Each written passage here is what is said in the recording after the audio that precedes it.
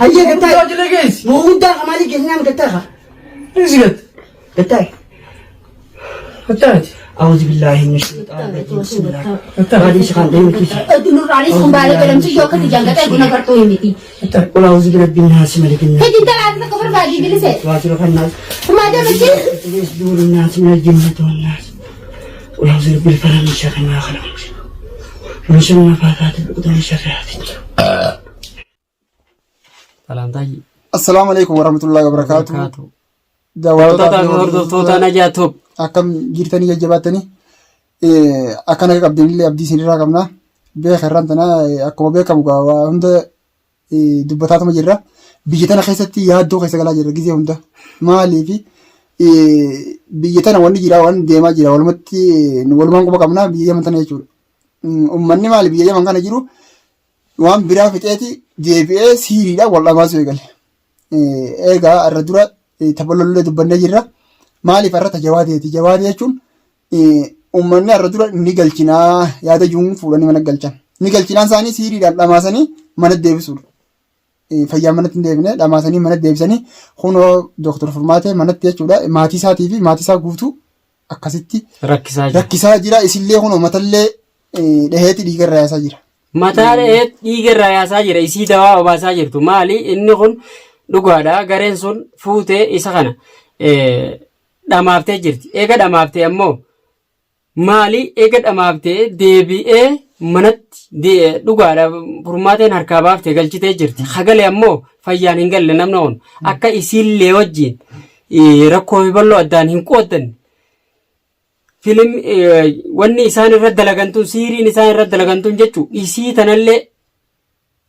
isii tanallee akka isiin tun mana sanii biraa gadi hin baane akka ammaas deebii isummaan tunu akka gartee isa san biraa gabba'uu hin dandeessu inni kun ammoo dhukkubsatee jira mana kana keessatti darsa caccabsuu danda'a.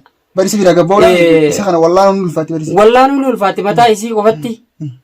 Maali akkamitti wallaanuun ulfaatti yoo jettan namni tokkichi waan nama gargaaree waan fituun qabu amma fakkeenyaaf ijoollee tanaaf bishaan waraabatee yoo gabbaatee inni mana kana keessatti waa balleessuu danda'a. Yoo maammeen faan bira hin jiraanne yoo caalaan faan bira hin jiraanne maali hamma inni kun dawaa harkatee xiqqoo qalbiidhaa fi gartee sammuun isaatu walqixxaattee fi gartee dawaa sheekaa kanaanillee wayyaa harkatu taate dhugaadha. Isaan sunillee biraa deemanii waa daddalagachuullee hin danda'an. Ammoo haala kanaan isiin tun baay'ee nama jabaadha nama bira dhaabbachuullee qabnu. Nama birallee dhaabbatu. Nama birallee dhaabbatu nama rakkoo namallee itti hin eeyine dhugaadha akkuma beekamu warreen gartee munaafiqaa sun fudhattee achi mucaa san dhamaaftee haala kana Dooktor Furmaatee irratti hojjetaa jirti. Bara waajji jira sun beekta. Uummanni kun beekta. Biyya Arabaa tana keessa namuu akka beekutti. Biyyuu namaa taatu tafeetti illee taatu dalagatan malee hin jiraatan. Dalagatan malee dhugaan hin jiraatan. Maaliif firaa fi alillee hin qabdu namni si gargaarullee hin qabdu. Hin qabdu. Gargaarsa hin dalagaadha. Dalagattee yoo hin jiraatin. Dalagatee yoo hin jiraatin hin jirtu. Hin jirtu. Maaliif amma isin jechuudha ilmaan qaban. Ilmaan qabdi. Isa dhamaasanii mana galchaniif. Mana galchaniif. Isa bira teessimu. Isa wallaantimu. Isa dalagattimu. Ilmaan kana jiraachiftimu. Bar waan meeqaan qabanii bar. Wallaahi billaa nama rakkiftii nama jara sunillee jechuudha maammee fi caalalleen haa galatoomanii wajjillee itti rakkataa jiranii. Baay'ee wallaahi haa galatoomanii. Ammallee bira dhaabbadhaa jennaani. Waan tuni uummanni jechuudha waan akkana dalagu kun uummanni waan siirii tana dalagu kun siirii tanaan haa dhaabbatanii uummanni kun dura. Odoo dhaabbatee bareeda wallaahi maali wanni kana tun hedduu waan yaachisaa nama taate. Nama yaachisti. Waan namallee dhamaasate osoo fayyaa qabduuti sammuu wanti si jirte osoo rabbiin si jirte. Sammuu matee tana si jirte si dhamaafti maatii teetirraa dhugaadha si faalleessiti. Muka guddaa jedha dhugama. Wanni kun waan mukarraa itti godhame na fakkaatti takka ammoo bakka itti godhame mucaa kana dhuguma sammuun isaa garagaltee bara yaada isaa hin laalteeti. jaani barboo akkanumatti nagumaa fayya. Bardaa sheekaatti daawaa sheekaa deeqqifatan garri. Ni deeqqifata wallaahi billahi. Waan ajaa'ibaati. Deeqqifatee heeqa akka ja'a. Maali quraanatti garaanaan maammeen inni dhuguma akkasitti ka deeqqifate ta'e. Amma waan akkasii wanni fayyisaa beekta. Sheekuma akkasii san barbaadanii sheeka san bira geessanii yoo waan san siirii san bakka itti dalgamsanitti irraa hiikamte malee waan akka itti aarsuu fi maal godhuuf kunis waamuma isaan taa'aa baate isaan kanallee nasbee isaanillee gagaate amma isiin osoo isiin akkasitti mataa keessa dhahingarre dhiigarraa kan naqaa jira. Dhiigarraa kan naqaa jira wallaahi. Isillee rakkoon keessa galcha beeka namni osoo isiin amma isaan goonna jettuuti inni isii ulee lafatti hambisee nama lama jechuudha inni nu booda baafatee kutaa jechuudha. Baafatee kutaa gaafa akkanaa ilmaan sun dirreetti faca'ee jechuudha. Dirmadhaa fi Oromoo dirmadhaa fiidha. Uummata kanallee yoo gartan dhaabbadhaa yaani waan akkana nurraa dhaabbadhaa yaani uummata kana waan akkana rabbi sodaadhaa dhiisaa yaani. Wanni kana tuni waan lafarraa nama galchaati. Lafarraa nama galchiti nama dhamaafti nama jazbeessiti. Waan kana ta'eef daawwattoota fi hordoftoota ta'e. Wanni harkatanii jirtu. Asitti osoo isaa dhamaasni mana galfatamee mana galchan maaltu jira? Wanni takka hin jirtu. Maaltu sababaaf? Yaa wanni sababaaf takka illee hin jirtu. Haasudummaa fi takka ammoo. Jireenya walii dadhabuudha. Jireenya nama dhuunfaa fi jiraata. Wanni jireenya namaa dadhabaniif maali? Wanni siiriyaa walii dadhabaniif. Namuu shaffatatee mana arabaatii gala. Biyya taatee bara bakka biyya taatee. Itoophiyaatti beekta biyya teenyatti namni akkamii wal ga'a yoo walitti ollaate walii wasanate dachiifarratti dachiitii maal gootee jechee waan akkasiin faayidaa geenya. Ammoo biyya nama sana keessatti namuu mana addaan kireeffatee jiraata. Namuu hojii addaan bakka rabbi riskii kan nafi deemee barbaadata jechuudha. Mee wanni inni itti harkatee itti fayyadamee uummata kana jechuudha harkatee eega dhamaasee boodamee wanni inni mindaa eenyurraa harkata. Eenyurraa harkata. Akhiratti boodatti gubata. Akhiratti itti gubata. Ammallee itti rakkatas boodas. Maali wanni irraan tana abbachi amma waan kana dalagee nama rakkisaa jiru kun jechuun dhugaadha boru namoo waan facaafate murata waan ta'e boru itti rakkachuu danda'a. Ifiifuu jazaan tun namni boqqolloo facaasee bishingaan muratu beeka. Namni waan facaasee murata. Irraan tana kana isarra dalaydee boru immoo waan sirra dalagamu taa'u atillee akkanumattuu beekuu danda'u qabda. Boru sirra dalagamti. Namni irraan tana jawaatee fi formaata irratti waan kana dalagaa jiru kun jechuun borummoo isarratti akka dalagamtu kuni faadha barra.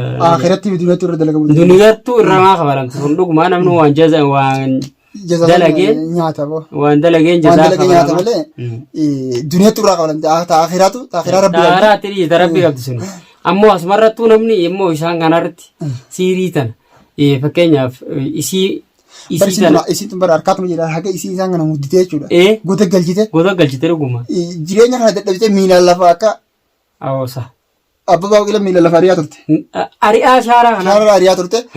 Arras deebee waan godhu wallaallaan jechuudha. Waan godhu wallaallaan. Jireenya itti hammaatee waan godhu wallaallaan isii as deebee. Isii dhukkubsattee mana galte. Mana galte. Jawaatee kaniin bitaa fi jala gabbaa'uudhaan. Kana qabanii amma maraachanii. Qabanii maraachanii ni galchinaaf warri galchitan lakkoofsi tokko warri maal jee dhuma viidiyoo taa'ee viidiyoo maranii allaagatanii.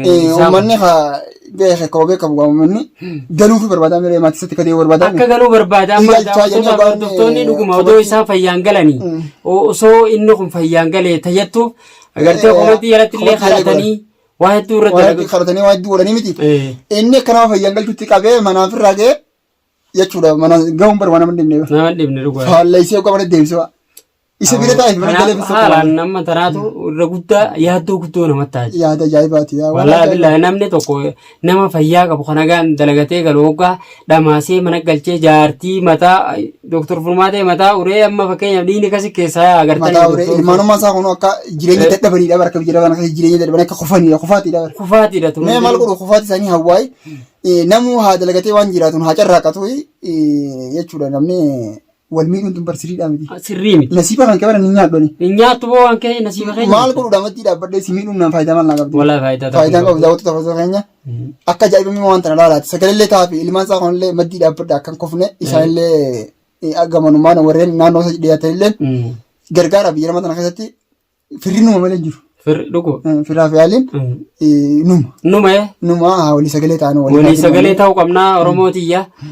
Wal jajjabeessaa dhugaadha dhukkubsataa nyallee rabbi haa fayyisu Dooktor Furmaatellee namichi kun ni gartanii akka dhiigarra yaasaa jira rabbi haa gargaaru gootittii teenya akkuma beekamu sangaa arraan tana sagalee taa'aa fi akka gargaartan sagalee taa'aa fi abbaan mana sii kana hodhanii mana deebisanii kun waan akka har'a jirti maatii ifiitti wajjin jeeqamaa jirti kana akka gargaartan asumaan isinii dhaabna. isin bar guyyaa dura nasiyaa yaadettee isaan san jechuudha. Bar silaa dandamanii beekta. Akka isin shaarra ariitasanii miti. Lafumarraa dhabamsiisu uummata kana waan akkanaa ni beekta. Isin amma jiruutti addeessitee gaggaasaniitti. Jiruutti addeessitee. As deebi'anii isaan gaa maali falli isaanii? Falli isaanii. Wanta naannoo jala hambisuu yaadan. Uummata naannoo jala hambisuu taate. Silaa maal akka sana ogaa isin akkasii lafarraa dhiisonni beekta. Wajji dirmatanii isaan waan lafarraa dhabamsiisuudha barra sheetichisanii fi sansallee waliin. Waliin silaa daaraa godhan ture kun hundinuu hin danda'amne waan ta'eef daawwattootaa fi hordoftoota keenya asuma warri chaanala kanaaf haaraa taatanillee laayik sheer sabskiraayib godhuudhaan nu jajjabeessaa isiniin jenna. Chaanaalli chaanala keessanii jajjabaadhaa nu jajjabeessaa hamma viidiyoo itti aantuun walitti deebinutti nagaa isiniif hawwinaa nagaatti baay'ee.